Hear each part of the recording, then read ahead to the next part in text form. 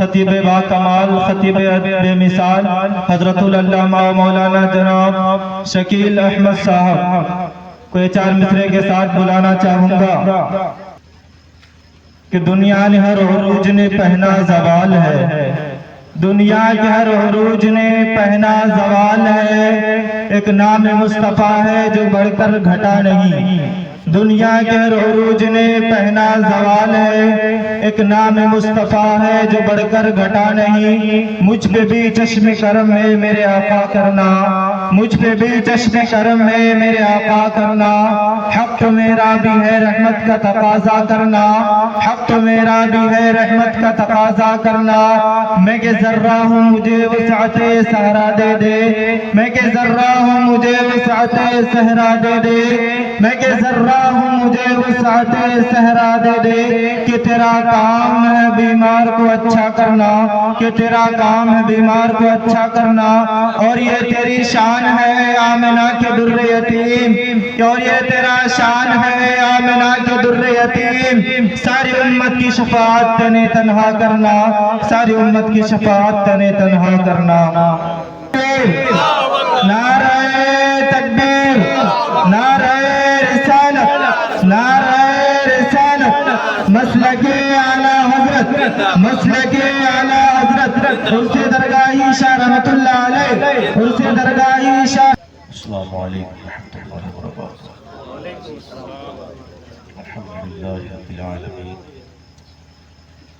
والعاقبۃ للمتقین والصلاة والسلام علی رسولہ محمد وآلہ وصحبہ اجمعین، اما بعد فاعوذ باللہ من الشیطان الرجیم، بسم اللہ الرحمن الرحیم، یا ایھا الذین آمنوا اتقوا اللہ وکونوا مع الصادقین، آمنت باللہ صدق اللہ العظیم وصدق رسولہ النبی الامین المتین المعین المبین الکریم،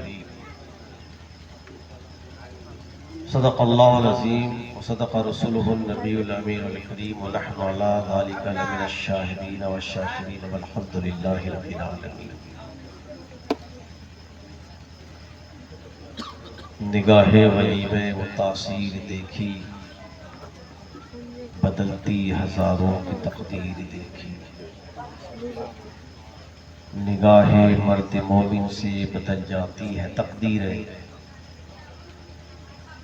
نگاہ مرد مومن سے بدل جاتی ہے تقدیریں، جو ہو ذوق یقین پیدا تو کٹ جاتی ہے زنجیریں۔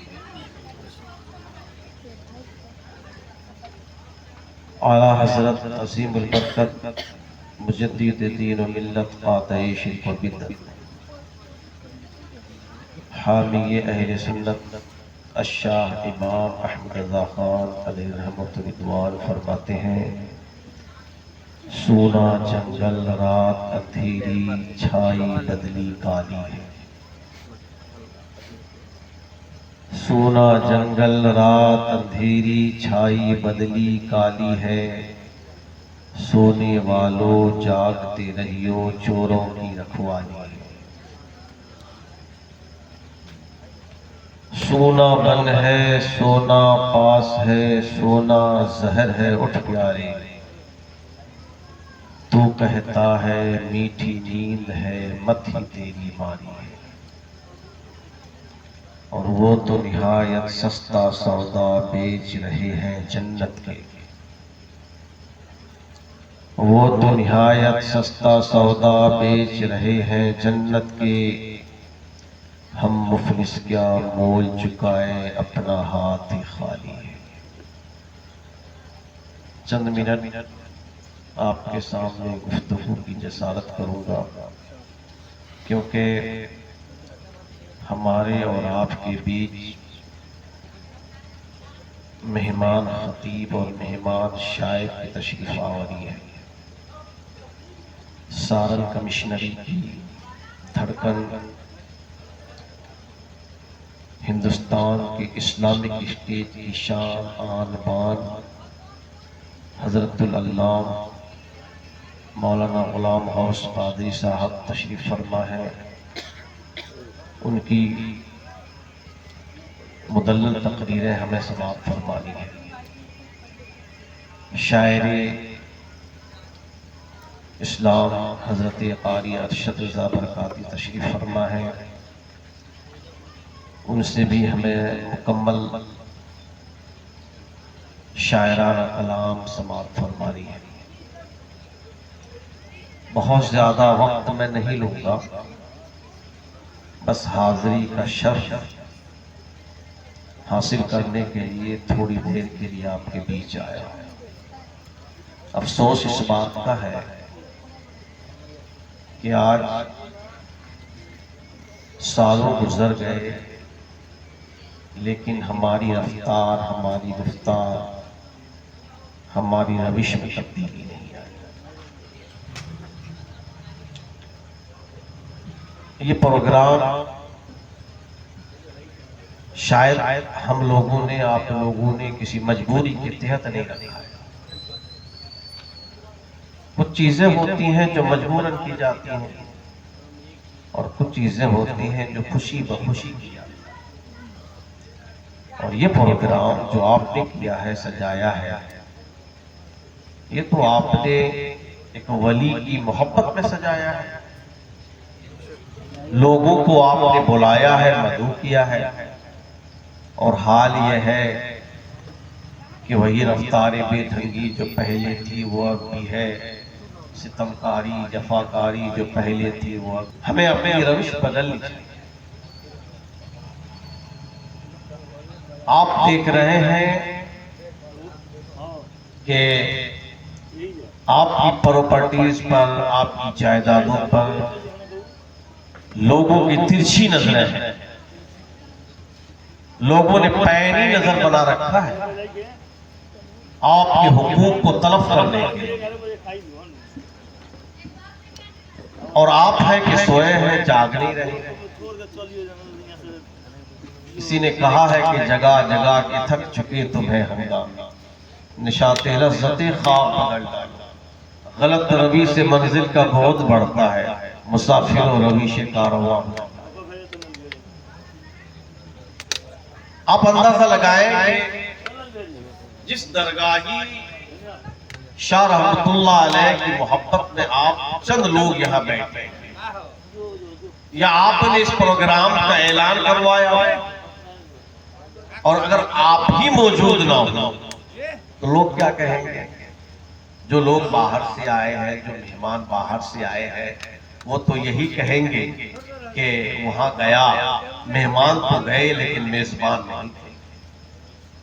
لیکن نہیں، کچھ لوگوں کے خیالات ہیں کہ جو آواز ہمیں اسٹیج کے سامنے سے ملے گی وہ آواز تو ہمیں اپنے گھر میں بھی مل جائے گی، جو گفتگو ہمیں وہاں ملنا ہے سننے کو وہ گفتگو ہمیں گھر پر بھی مل جائے گی۔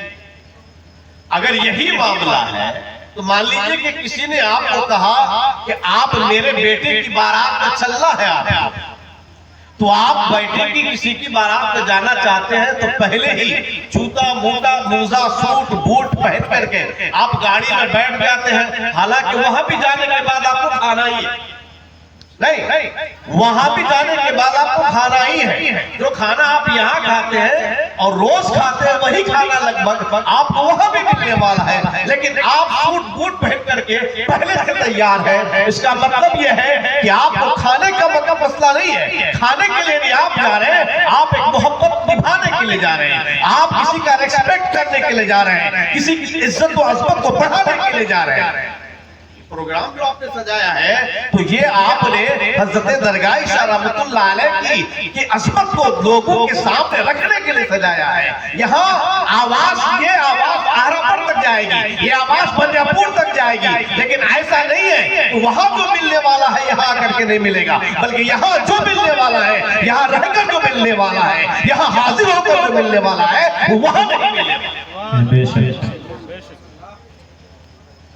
پھر ہمیں چاہیے کہ جو لوگ ابھی بھی باہر ہیں یا اپنے گھروں میں چارپائی میں بیٹھے ہیں، لیٹے ہیں، آئے تھوڑی دیر کے لیے صحیح بیٹھ جائیے، مہمان خطیب کو، مہمان شاعر کو سماعت کر لیجیے، پھر چلے جائیے، وقت تو ہے ہی کافی۔ اللہ تبارک و تعالی کا لاکھ لاکھ شکر ہے کہ اللہ تبارک و تعالی نے اب تک جو ہمیں مواقع دیا ہے ان مواقع میں سے یہ ایک عظیم موقع ہے کہ ہم یہاں بیٹھ کر اللہ کا ذکر کر رہے ہیں. درود پاک پر اللہم صلی اللہ سیدنا شفیعنا حبیبنا مولانا محمد البارک وسلم صلاۃ والسلام علیہ یا رسول اللہ. اولیاء کرام کی شان بڑی عظیم شان اور آپ انہی اولیاء اللہ میں سے ایک ولی کی بارگاہ میں حاضر دینے کا شرف حاصل ہے.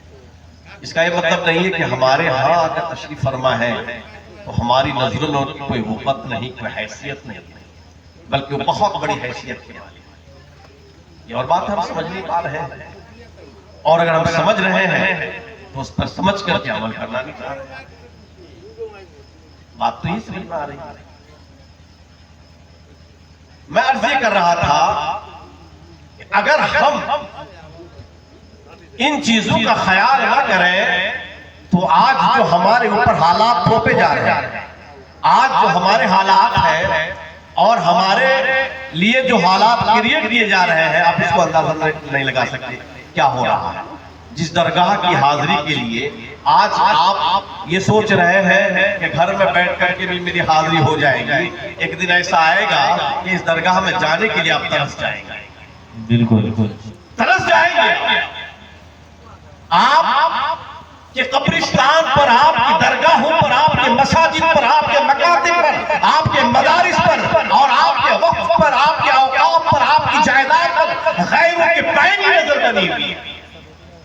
اور انہوں نے تھیوری کے طور پر شروع کر دیا ہے کہ کیا کرنا ہے، کیسے اسے ختم کرنا ہے. لیکن ہم ہیں کہ ہم جاگ نہیں رہے. اسی لیے میں نے کہا آبا حضرت فرماتے ہیں کہ سونے والوں جاگ کر رہی ہو چوروں کی رکھوالی. سونا جنگل رات میری چھائی بدلی کالی ہے. یاد رکھیں آج ہمارے حالات تو یہ ہے کہ ہم یہاں بیٹھ کر اسٹیج پر بیٹھ کر تقریر کر رہے ہیں، لیکن بہت ساری جگہوں کے حالات ایسے ہو گئے ہیں کہ وہ روڈ پر چلنا ان کے لیے دشوار ہے. مشکل امر سے وہ گزر رہے ہیں، مشکل ترین دور ان کے اوپر گزر رہا ہے. میرے دوستو ہوش میں آئیے آپ، ہمیں ہوش میں آنا چاہیے. ہمیں دین کے معاملات میں تھوڑی سی کوتاہی نہیں کرنی چاہیے. ارے پتہ نہیں کون سا وقت کیا آ جائے اور کیا ہو جائے، اس سے پہلے کہ کچھ ہو جائے ہم اللہ کے رسول کی طرف رجوع کیوں نہیں جائے. اولیاء اللہ کی بارگاہ میں آپ کی حاضری میں اور وقت جو ہے نہیں کہ میں زیادہ بولوں. اولیاء کرام کی شان بڑی عظیم شان ہے. ایک حدیث میں ہے کہ ایک بندہ ظالم لوگوں پر ظلم کیا کرتا تھا، قاتل تھا، قتل کیا کرتا تھا. میں نے پڑھا تھا وہ شعر، نگاہ علی میں وہ تاثیر دیکھی، بدلتی ہزاروں کی تقدیر دیکھی. نگاہ مرد مومن سے بدل جاتی ہے تقدیریں، جو ہو ذوق یقین پیدا پکٹ جاتی ہے شمشیر. نگاہ نبے انسان کا قتل کرتا لیکن اسے شوق ہوا اور اللہ کا خوف اس کے دل میں آیا. وہ سوچا کہ کیوں نہ میں توبہ کر لوں اور توبہ کرنے کے بعد معافی تلافی کر لوں، کیونکہ ہو سکتا ہے کہ اگر میں توبہ کر لیتا ہوں اللہ میری توبہ قبول فرما لیتا ہے تو ہم نے جو گناہ کیا ہے یہ گناہ ہمارے لیے اس کی جو سزائے ہیں کم ہو جائے. 99 قاتل انسان کا قاتل کسی سے پوچھا کہ میں توبہ کرنا چاہتا ہوں، میری توبہ قبول ہوگی یا نہیں؟ تو وہ بندہ کہہ دیا کہ تم اتنے گناہ کر چکے اور پھر توبہ کرنا چاہتے ہو، تمہاری توبہ کیسے کرو؟ تو اس بندے نہ آؤ دیکھا نہ تاؤ دیکھا، کہا کہ جب گناہی کرنا ہے اور توبہ قبول ہی نہیں ہونی ہے تو یہ 99 کی عادت کیوں چھوڑ رکھوں؟ کیوں نہیں 2 ڈیجٹ سے 3 ڈیجٹ کر دو؟ چلو 99 का عدد ہٹایا اور اس کو قتل کر کے 100 کا عدد. اولیاء اللہ کی بارگاہ کوئی عام بارگاہ نہیں. اس لیے درگاہ ٹولہ والے ہم لوگ خوش نصیب ہیں کہ اللہ تعالیٰ نے ہمیں یہ موقع دیا ہے، اور ہم خوش نصیب اس لیے بھی ہیں کہ ہم ایک عظیم بزرگ کے سائے تلے اپنی زندگی گزار رہے ہیں. بہت خوش نصیب ہیں ہم. تو قاتل نے کہا کہ 100 پورا کر دو، 100 پورا کر دیا. بہت دنوں کے بعد پھر اس کے دل میں خیال آیا کہ نہیں، مجھے توبہ کرنا چاہیے، مجھے گناہوں سے باز. اس نے پوچھا، کسی سے پوچھا تو کسی نے کہا کہ فلاں گاؤں میں چلے جاؤ، فلاں محلے میں چلے جاؤ، وہاں چلے جاؤ، ایک بندہ ہے اللہ کا خاص نیک جسے آپ ولی کہتے ہیں، چلے جاؤ اس کی بارگاہ میں. جب وہاں جاؤ گے اس کے ہاتھ میں ہاتھ رکھ کر ٹائپ ہو جاؤ گے، توبہ کر لو گے، اللہ تمہاری گناہوں کا معاف. یہ بندہ یہاں سے روانہ ہوا، اپنے گھر سے نکلا توبہ کرنے کی غرض سے. جا کس کی بارگاہ میں رہا؟ اللہ کے ولی کی بارگاہ میں جا رہا. جب اللہ کے ولی کی بارگاہ میں جا رہا تھا، بیچ راستہ میں پہنچا تو اجل نے آدم موت آ گئی، روح قبض انصری سے پرواز کر گئی، اس کا انتقال ہوا. ظاہر سی بات ہے کہ وہ اتنا بڑا گنہگار ہے اور اس کا گناہ اتنا ہے کہ اس کو اس کی سزائیں ملنی ہے. اس کا انتقال ہوا. حدیث میں آیا ہے کہ جب اس کا انتقال ہوا تو جہنم کے فرشتے اور جنت کے فرشتے دونوں. اب یہ لوگ آپس میں بحث کرنے لگے کہ نہیں میں لے کر جاؤں گا. جنت کے فرشتے کہہ رہے ہیں میں لے کر جاؤں گا، جہنم کے فرشتے کہہ رہے ہیں میں لے کر جاؤں گا. دوستان محترم، میرے آقا ارشاد فرماتے ہیں کہ اللہ تبارک و تعالی نے ندا فرمائی اور جہنم کے فرشتوں سے اور جنت کے فرشتوں سے کہا ایسا کرو کہ تم لوگ آپس میں جھگڑو نہیں.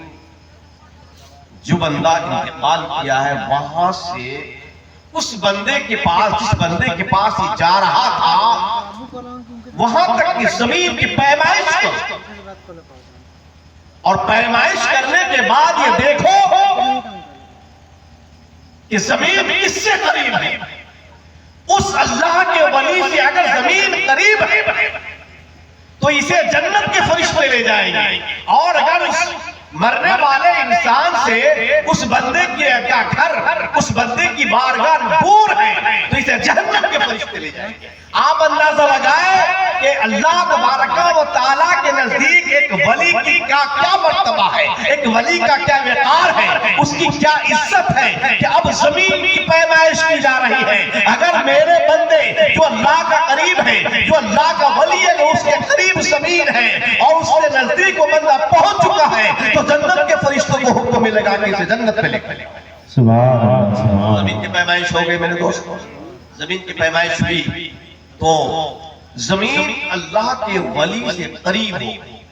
اور معاملہ یہ ہے کہ زمین تو بہت دور تھی، لیکن اللہ تبارک و تعالیٰ نے زمین کو یہ حکم دیا تھا کہ زمین تھوڑا سمٹ جا اور میرے ولی کے قریب ہو جاتا کہ اس بندے کی میں اس بندے کو میں معاف کر دوں، اس کے گناہوں کو میں معاف کر دوں. اور زمین سمٹ گئی اور وہ زمین اللہ کے ولی کے قریب ہو گئی اور اس بندے کو جنت کا فرشتہ لے کر گیا، اس کے گناہوں کو معاف کر دیا. آپ اندازہ لگائیں کہ درگاہ ٹولہ والے خوش نصیب ہیں کہ وہ اللہ کے خاص بندے، اللہ کے عظیم ولی کے دربار میں رہتے ہیں، ان کے سائے تلے رہتے ہیں، ان کی بارگاہ ان کے گھر سے قریب ہے، ان کی بارگاہ ان کے دروازے سے قریب ہے. آپ خوش نصیب ہیں کہ اللہ کا ایک ولی آپ کے گاؤں میں لیتے ہیں. اللہ کا ایک ولی کے سائے میں آپ کی شب و روز گزر رہے ہیں, آپ کی زندگی گزر رہی ہے. اس کے باوجود اگر آپ کے اندر ایمان کی حلاوت نہ آئے, اس کے باوجود اگر آپ کے اندر گناہوں سے بچنے کی توفیق نہ ملے,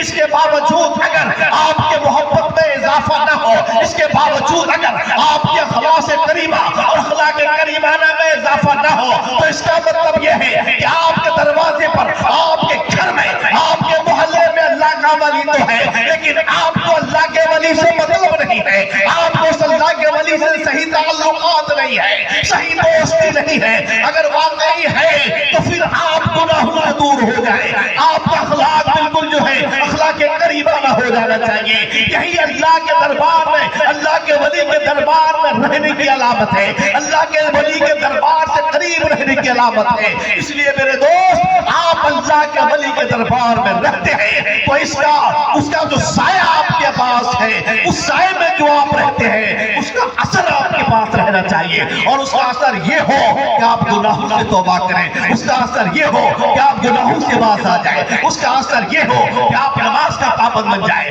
اس کا اثر یہ ہو کہ آپ کے اندر رسول کریم صلی اللہ تعالی علیہ وسلم کی محبت آپ کے دلوں میں بے پناہ آ جائے. اور اس کا اثر یہ ہو کہ آپ اللہ کے ولی سے اتنا قریب ہو جائے کہ آپ کے دلوں میں گناہ کرنے کا شائبہ اور گناہ کرنے کا خیال آ جائے. سبحان اللہ, سبحان اللہ.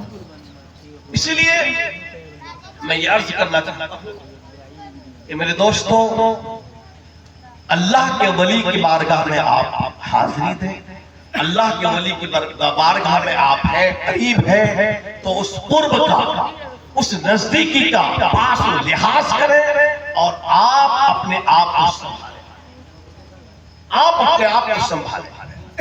ابھی بھی اگر کسی کو یہاں آنے میں دقت ہو رہی ہے تو میں گزارش کروں گا کہ آپ اپنے مہمان خطیب اور شاعر کے تشریف لائیں. اللہ تبارک و تعالیٰ سے دعا ہے کہ اللہ تبارک و تعالیٰ ہمارے دلوں میں اولیاء کرام کی بے پناہ محبت عطا فرمائے. اللہ فرماتا ہے, یا ایھا الذین آمنوا اتقوا اللہ, اے ایمان والو اللہ سے ڈرو, وکونوا مع الصادقین, اور سچوں کے ساتھ ہو جاؤ. تو آپ جس کی بارگاہ میں حاضری کا شرف حاصل کر رہے ہیں وہ اس میں سے ہیں جنہیں سچا کہا گیا, جنہیں سچا کہا گیا ہے. وَكُونُوا مَعَ الصَّادِقِينَ, سچوں کے ساتھ ہو جاؤ. اور سچے کون ہیں؟ تو سچے وہ ہیں جو اللہ کے ولی ہیں, سچے وہ ہیں جو شہید ہیں, سچے وہ ہیں جو نبی ہیں, سچے وہ ہیں جو صدیق ہیں, سچے وہ ہیں جو مومنین صالحین ہیں, سچے وہ ہیں جو اللہ کے نیک بندے, مخلص بندے ہیں. اور آپ خود مومنین بنے, اللہ کا نیک بندہ بنے, اللہ کا مخلص بندہ بنے. اللہ تبارک و تعالیٰ آپ پر رحمت و کرم کی بارشیں عطا فرمائے گا. اللہ تبارک و تعالیٰ آپ پر رحمتوں کا نزول عطا فرمائے گا. بس ایک ہی شرط ہے, جیسا کہ اللہ تعالیٰ نے قرآن میں فرمایا ہے, پریشان حال ہے ہم, ہمارے اوپر چوطرفہ پریشانیاں ہیں, ہم چوطرفہ پریشانیوں سے گھرے ہوئے ہیں. کون ایسی پریشانی ہے جو آج قوم مسلم پر نہیں ہے؟ لیکن گھبرانے کی کیا ضرورت ہے؟ بس گھبرانے سے کچھ نہیں ہونے والا, سب کچھ آپ اپنے رب پر چھوڑیے. اللہ فرماتا ہے, وَلَا تَهِنُوا وَلَا تَحْزَنُوا وَأَنْتُمُ الْأَعْلَوْنَ إِن كُنتُم مُؤْمِنِينَ. گھبراؤ نہیں, غم نہ کرو, غالب تم رہو گے اگر تم مومن ہو. میرے دوست مومن بن جائیے, میرے دوست مومن بن جائیے. شرط ہے مومن بننا, مومن بنیے.